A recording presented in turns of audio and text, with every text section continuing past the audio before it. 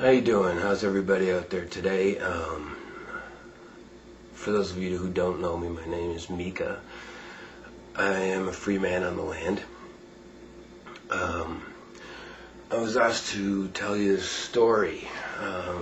Back in the fall, I'm a contractor. I was traveling in my van to go to a job. When I was stopped by the local police.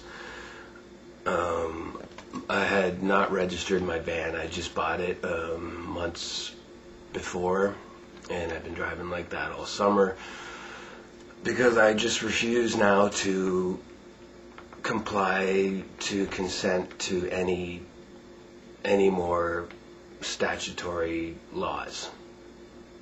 I have the absolute common law right to travel on Ontario highways without a license, without plates, without insurance, without valid tags, with no permission.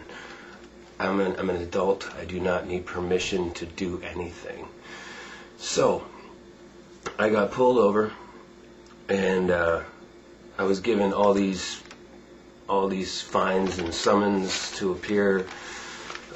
We got just a whole schwack of them here for different things. Failed to apply for permit, used plates not in accordance with Act, vehicle no current validated permit, motor vehicle on a highway no insurance, notification of suspension of license for unpaid fines, which were for invalid tags 2 times. That was while I was still letting everything just go. So that was that.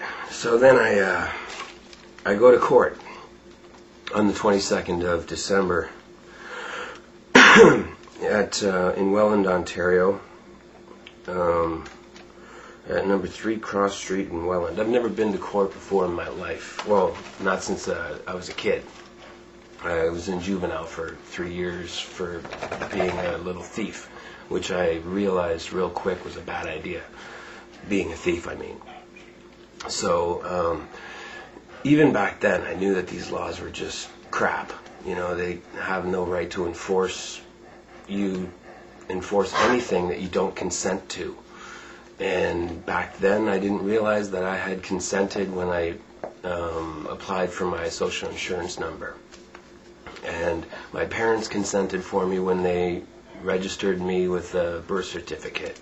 You know, these things you just don't know about until you look into it.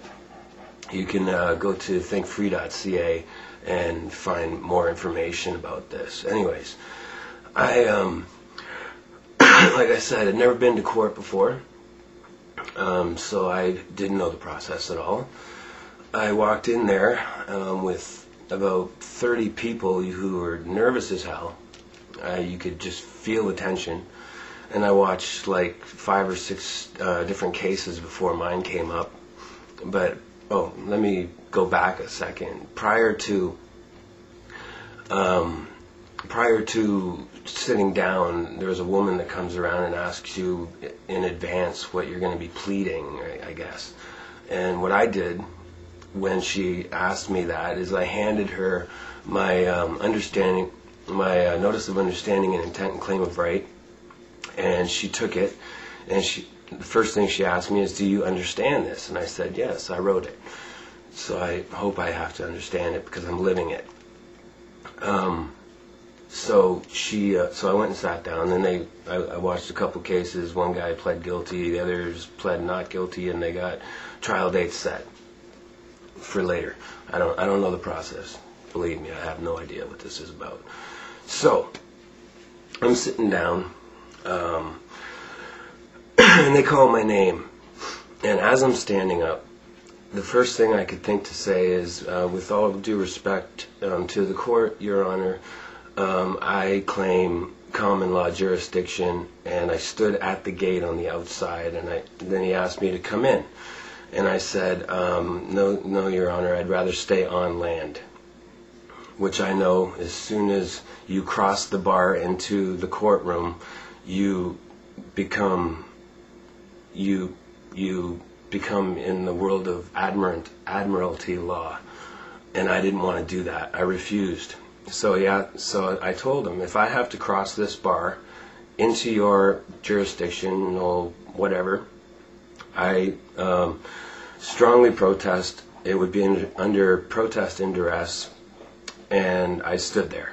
He read over my understanding and intent, my notice of understanding and intent, and then he asked me a question. He said, "So are you saying that this is not you, or this is not this the person on these?"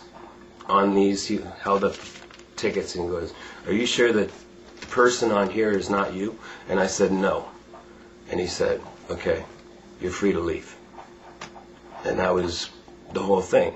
I walked out, I said Merry Christmas, and I said thank you to the cops. There was like 7 of them standing in front of the door. They let me walk right through. I got back in my van and I drove home. And that's it.